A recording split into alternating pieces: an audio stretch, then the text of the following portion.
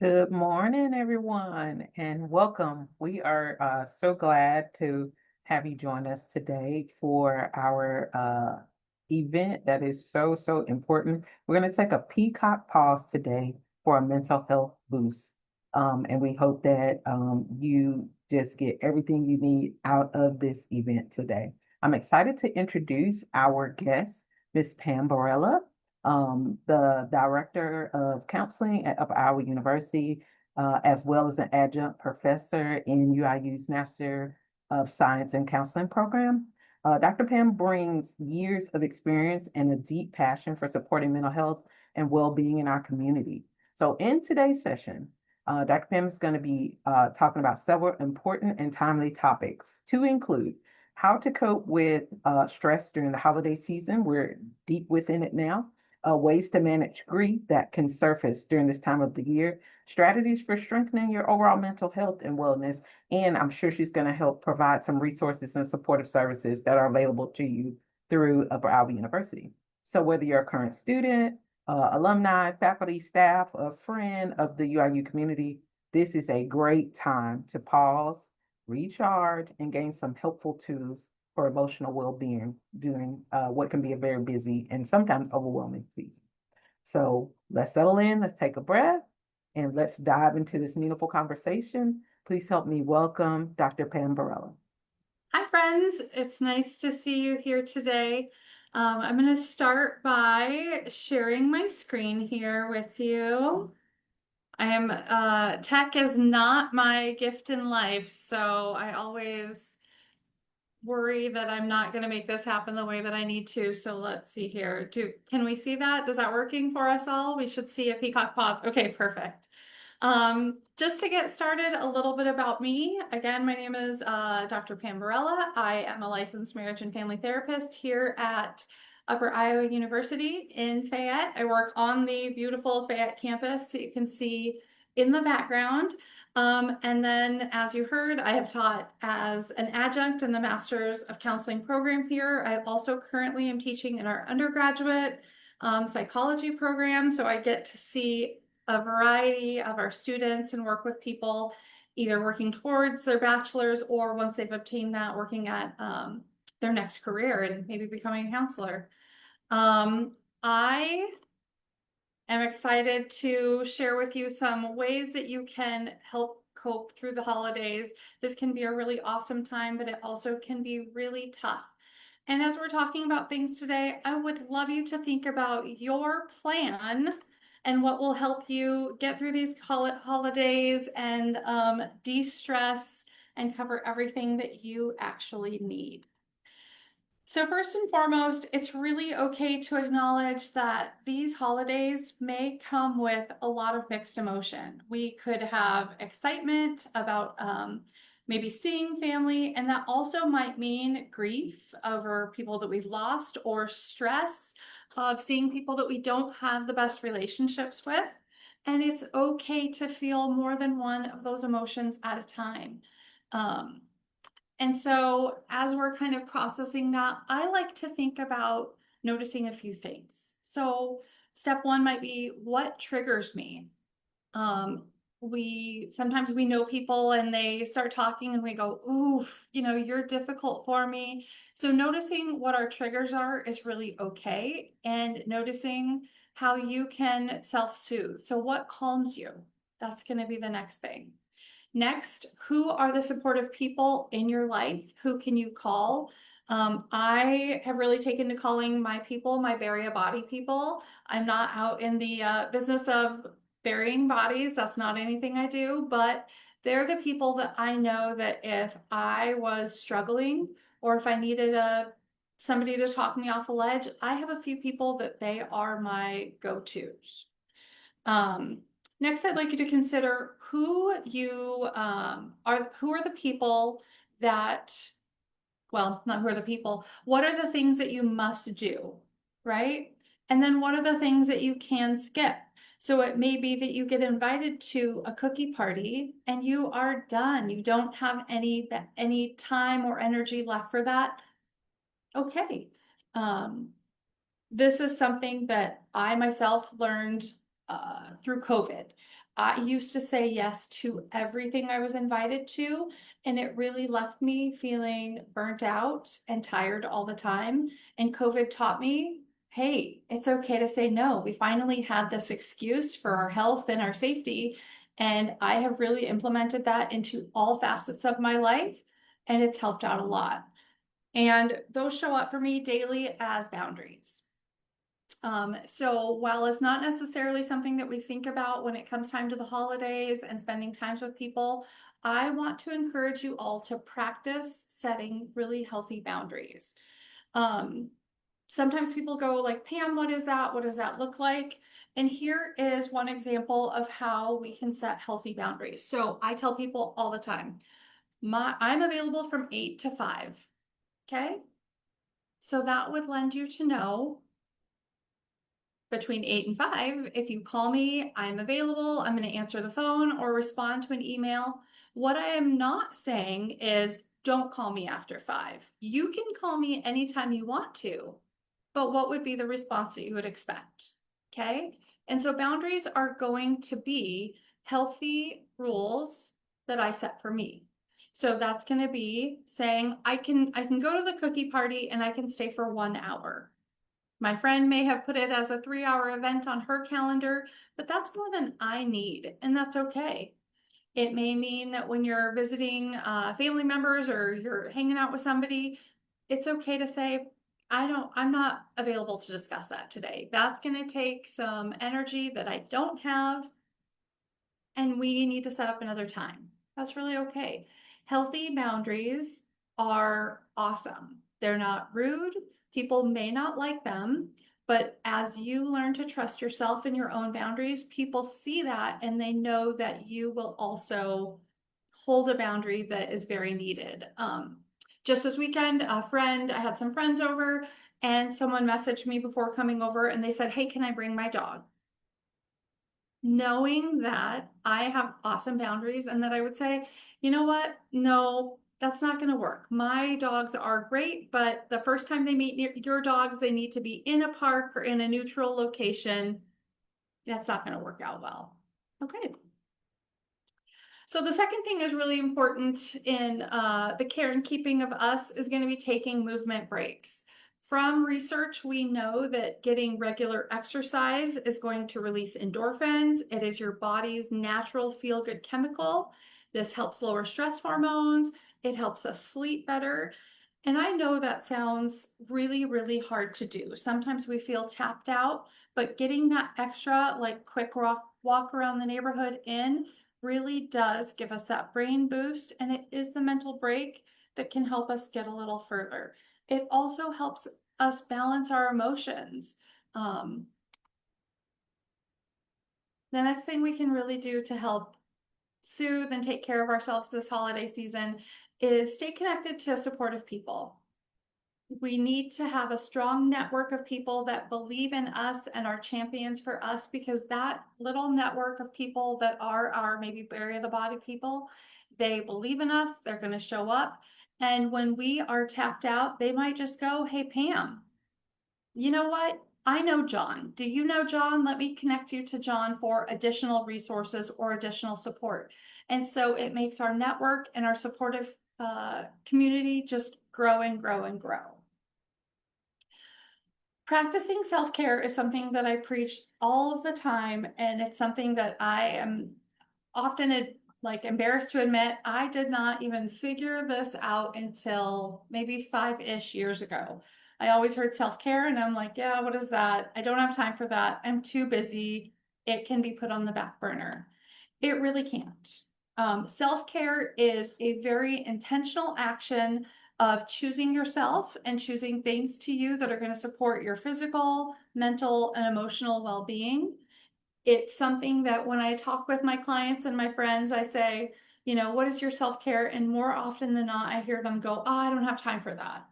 And I say, well, what if I said I need self-care? And they always tell me like, well, we would want you to do that. We would encourage you to do that, but yet they don't find the time for themselves to do it.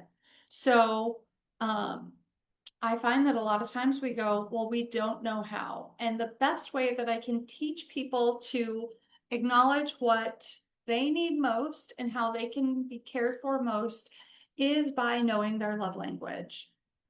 The love languages came from books back, I want to say the 90s. I could be wrong on this.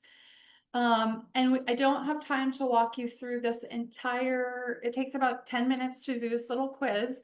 But if you scan this QR code or come back to it after the presentation, it would be really valuable. And what I do want to walk through is some of our love languages. So we all have 5 love languages. See, And they Dr. show, Fan, oh, would you mind stopping your share and resharing? yep, let's see here. There it is. You So, can, okay, let's see, all stop right, yeah. share.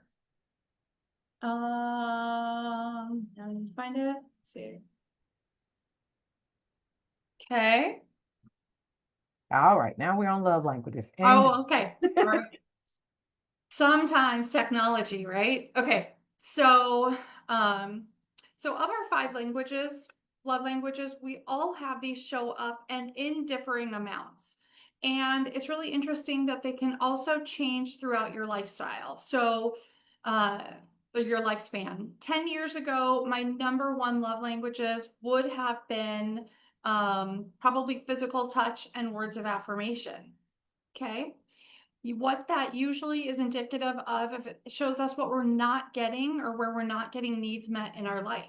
Today, my number 1 love language is acts of service. I'm a really busy person. I don't have time to do a lot of maybe things around the house that I would want to accomplish. And so when my husband goes, "Hey, I filled your car up with gas," for me, that is just as meaningful as a hug or telling me that I look great in the dress that I'm wearing. Those things are all really helpful, but they kind of show up and they hit the mark a little differently.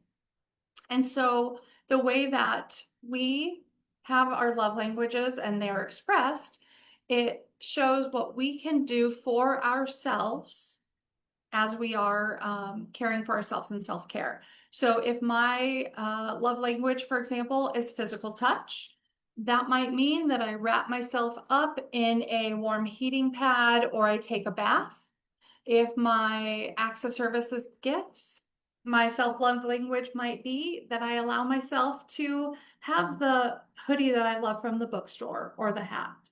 And so acknowledging how we receive best helps us to know um, how we can love ourselves most.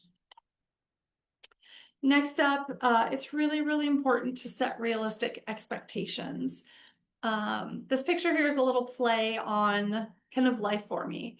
I love sticking my hands in dirt and I love planting and gardening and growing vegetables. And when it comes down to it, my yard is a mess right now. It is absolutely the thing that I have had the least amount of time for. I have prioritized people in my life and getting some housework around or my interior house done over my yard because number 1, first and foremost, caring for myself also means what is my actual capacity, not the ideal that I have in mind, and letting some of those ideals go. So I wish that I had this perfectly manicured yard and that the little garden decorative blocks and things were all in place. They're actually sitting in a pile waiting for my yard to thaw out because what I really have energy for is making sure that I make dinner and making sure that I'm spending time with people that are valuable to me. Okay.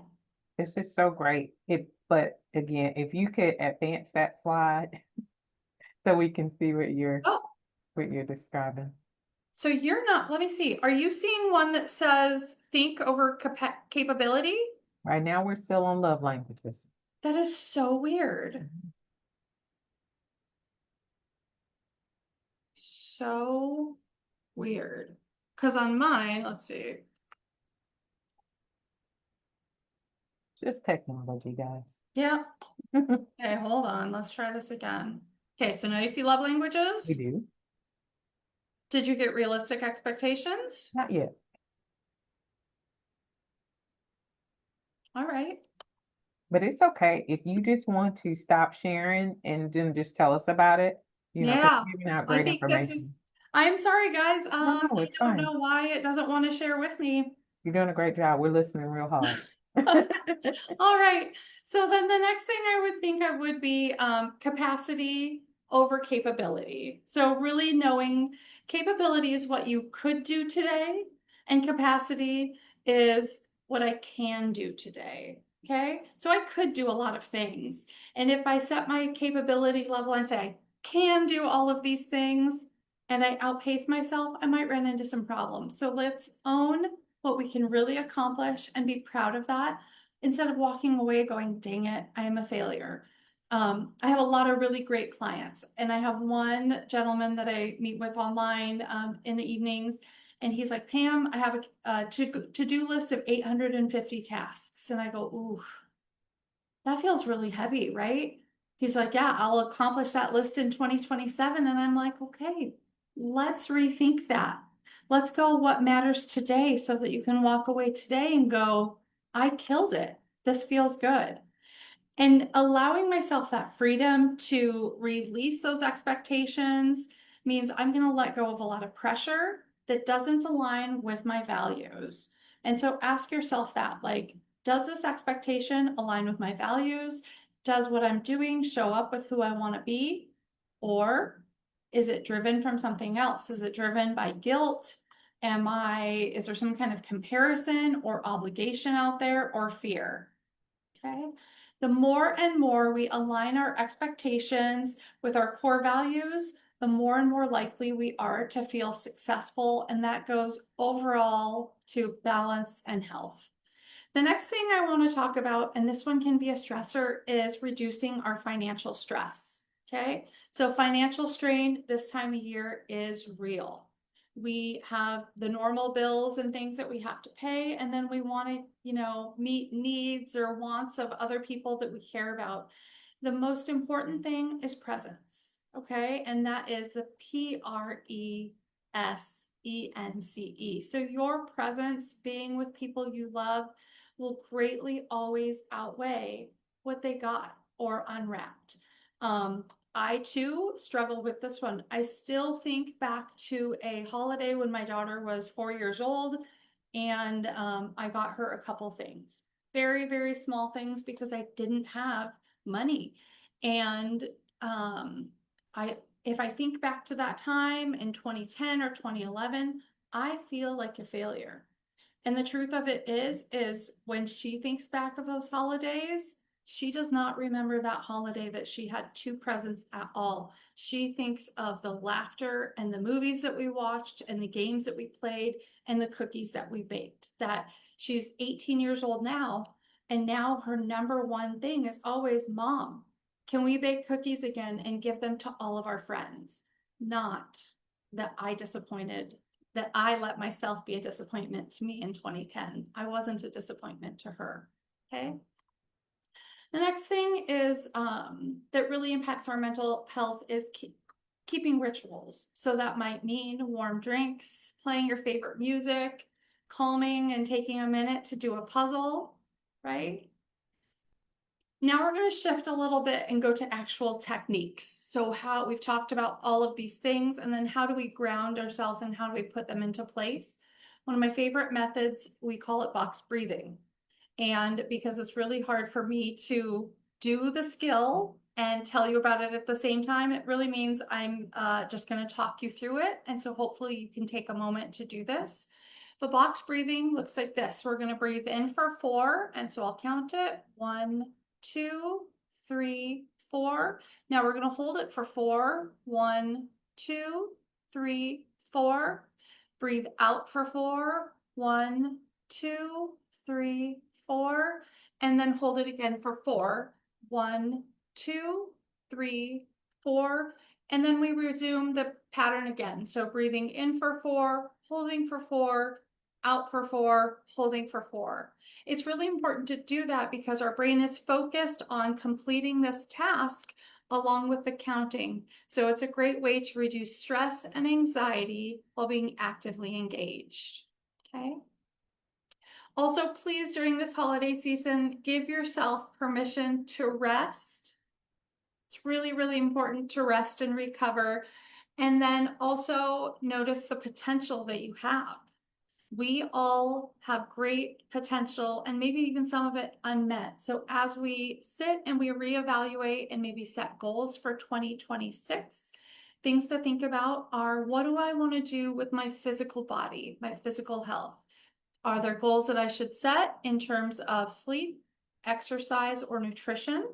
Physical is one great attribute to focus on. Next would be mental.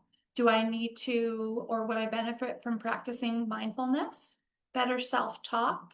Maybe it's time to jump into enroll in therapy. Social.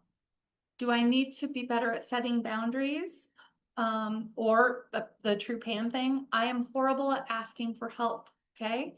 And letting myself grow and ask for help from people that I know care about me and will help me. How are my spiritual needs?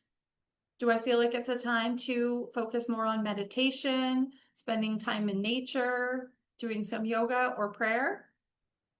Emotional check-ins. Am I giving a daily reflection to gratitude? How's my stress management? Also important. And then environmental. Have I cleaned my space? Do I have stability in things that I'm doing? And two more components that we've kind of covered quickly are financial. So let's take a look at my budget. How am I going to save? What do I do regarding paying bills? And then the final is intellectual.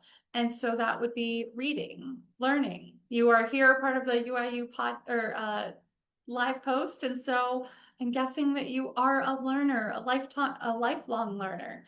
And maybe it's you've been learning for a while, so it's time to give attention to some hobbies or some other learning goals that you might have.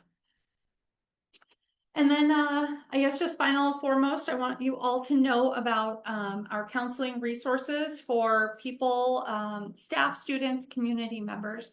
So here at Upper Iowa University, I see students on the Fayette campus from 8 to 5, Monday through Thursday, and then 8 to 3 on Friday. I also have an intern, Naomi. She is a student in the Masters of Counseling program.